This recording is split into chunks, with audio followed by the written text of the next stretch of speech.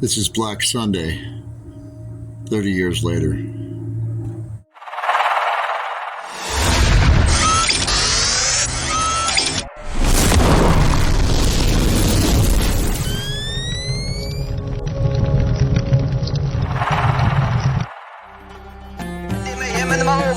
From Mombasa, Mogadishu, from the Empire State to Golden Gate, Bella Twain to Belagosi, from here to eternity with more crap than a Christmas goose. I'm Specialist Ty Kendrick, United States Army issue 1H insecurity maniac with an inferiority complex, but not where to see what they matter. If you don't mind, I guess it don't really matter. Some have called it Black Sunday. The Somalis even have a name for it. They call it Malindi, or Day of the Rangers. I was 23 when I deployed to Somalia. Back then I thought I'd never make it to 24, much less 30. But all the glory goes to God, because here we are in the 30th anniversary on the Battle of the Black Sea, where Mark Bowden and Hollywood made known to the world as Black Hawk Down. We just called it the Moog.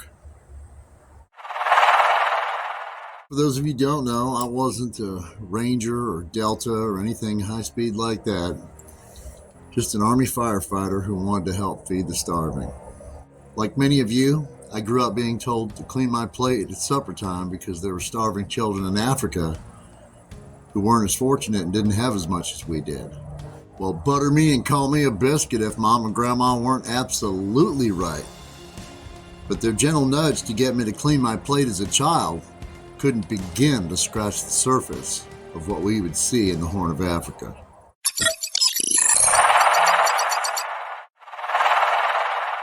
I remember waking up early that Sunday. You had to wake up early if you expected to get anything done, like write a letter home, do your laundry, or wait in line for the phone. The luxuries of war, so to speak. Bobby was still asleep. Almost everyone in the unit was as well. And I had just hand-jacked my laundry into 2 5-gallon buckets for about 30 precious minutes. It felt like I had a piece of Africa all to myself. However, these few moments of peace would be short-lived. We absolutely wrecked our uniforms in Mogadishu. The heat was like anything I'd ever seen or hoped to see again. Good thing we were only sweating while we were breathing. In retrospect, the Iraqi desert couldn't even begin to touch this. We were something like a few degrees off the equator, and it was obvious. 5 weeks in, the most we'd seen was the nightly mortar attacks and some harassment fire on the guard towers. Sometimes the mortars were so thick the gunpowder in the air would just burn your nose while breathing. We had moved well beyond the humanitarian realm at this point, and the op-tempo was really starting to pick up. Indirect fire. It's not like we were hoping for anything worse, but somehow we were all expecting combat to be more combative, somehow. This was September, and this first time away from my 6-month-old son, Gary, was already weighing heavily on my shoulders. Careful what you wish for. Everybody always has that leader that they never forget. Mine was my squad leader, Sergeant Mike Waller. I kid you not, one of the finest young combat leaders I have ever seen. To this day, bar none. I remember seeing him out the window of my second-story hooch one day, and he was up on the roof of his building immediately across from me, and he's holding up this piece of plywood that says, "Get some." GETSUM, and it was for Task Force Ranger and the 160th when they flew over. It was like the closest thing you could get to a text message back in '93. But we made it work. Task Force 160, the Night Stalkers, were very near and dear to us as they hailed from our same home station back at Fort Campbell, Kentucky, and our neighbors over at Fire Station Number 4. I knew my then in-laws were getting updates within reason because their neighbor at the time, the Regimental Command Sergeant Major Bob Page, for the 160th, was their next-door neighbor. The same guy who got me a copy of Mike Durant's book autographed gave me my Night Stalker coin, and sold me my first new car after he retired. Can't make this stuff up. But Mike, he was the Ferris Bueller of the NCO verse, and he played that part to the letter. It was really hilarious to watch. And as many of you know, he's the one who planted the seed in me to go to airborne school. Yep, it's his fault. Airborne Ron, all that. Yep. Shout out to all the OGs from the OG 507 Nation. And then out of nowhere, that quiet Sunday broke out into absolute chaos. The radio net exploded and the sword base QRF was activated.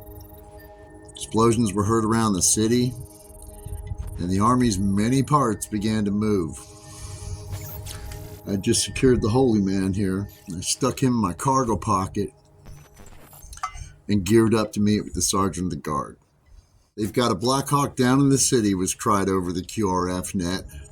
My heart absolutely sank deep into my chest as we were notified of the bits and pieces that were flying across the various radio nets.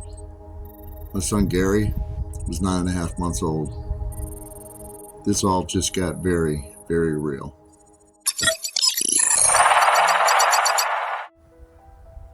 I took a life for the first time that night. I killed a child for the first time that night.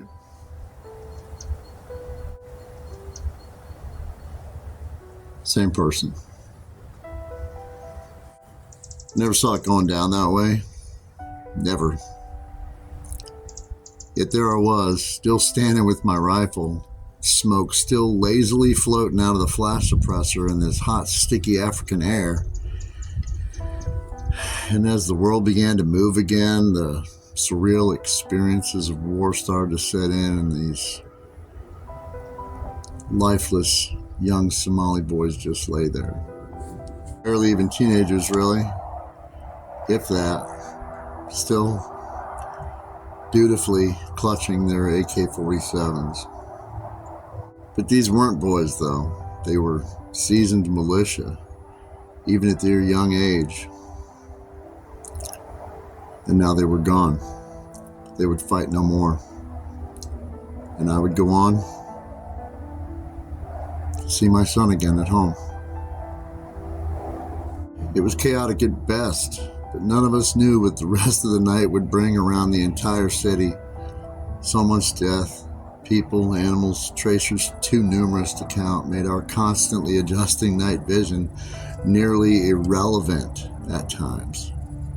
And what most of the world doesn't realize about that night, October 3rd, 1993, is that once Task Force Ranger lit the fuse downtown, any American compound and those of our allies were now fair game. We heard of multiple attacks on other base camps, the Italians, Australians, the Malaysians, and of course, other Americans. I learned a lot that day about war, about the Army, and more importantly, about myself. God was definitely with me and guided my every shot.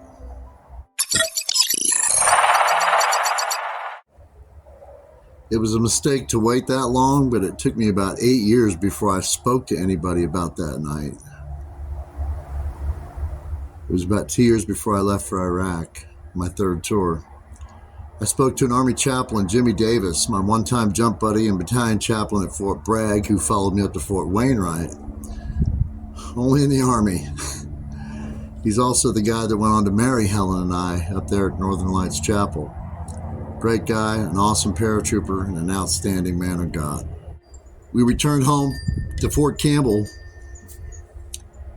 We touched down at Campbell Army Airfield from the Dark Continent very early on Christmas morning, about 0400. And after walking down the stairwell of the aircraft and shaking hands with 101st Airborne Division Commander Major General Jack Keane for the second time in as many months, started heading towards Hangar 1. We took the proud walk towards Hangar 1 that every 101st soldier takes when they deploy and redeploy back home again. As we walked towards Hangar 1, you can't help but see Fire Station 3, the main crash station for Campbell Army Airfield, directly next door to it. And our massive crash trucks were out on the line once again with lights shining everywhere. These guys are the same ones who raised me up in the Army Fire Service, so to speak. The guys who ran thousands of calls with me.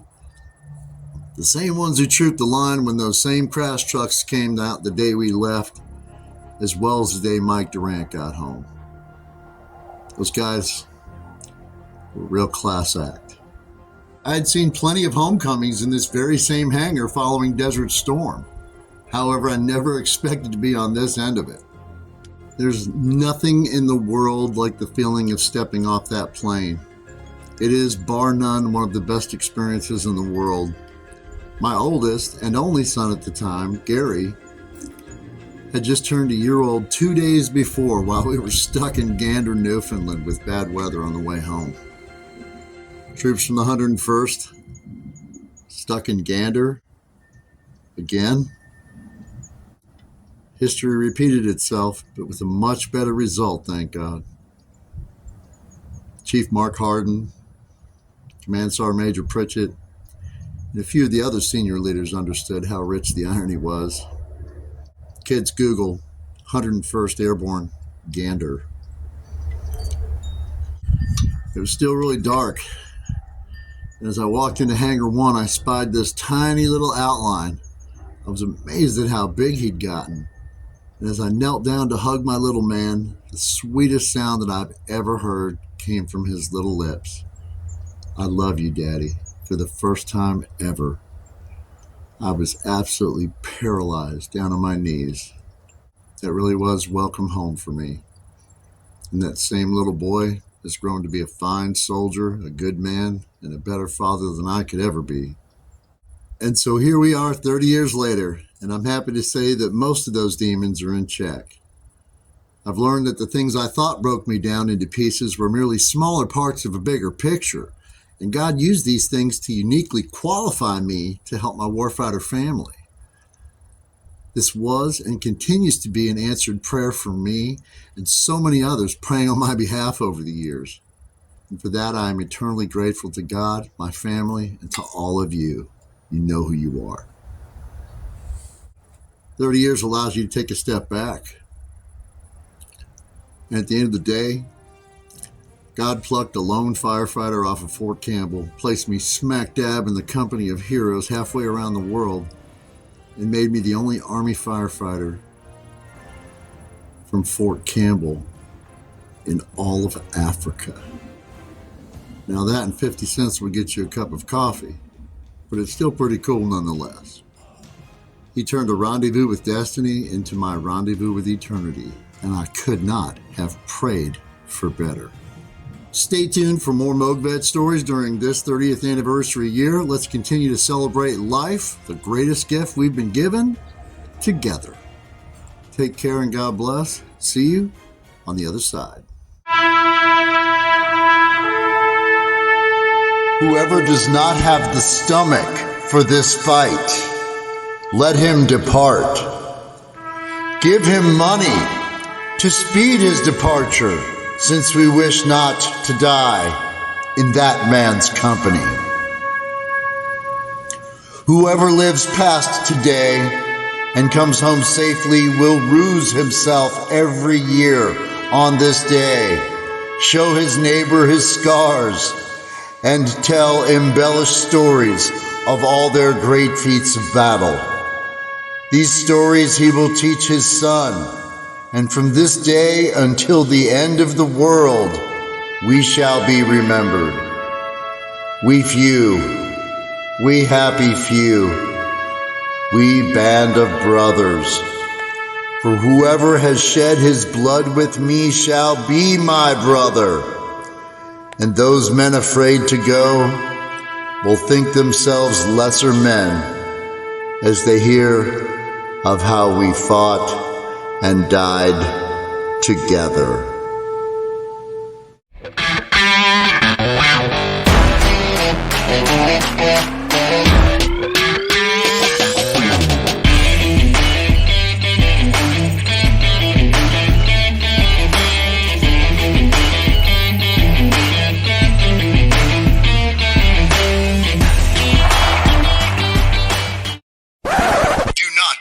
on exit 22, over.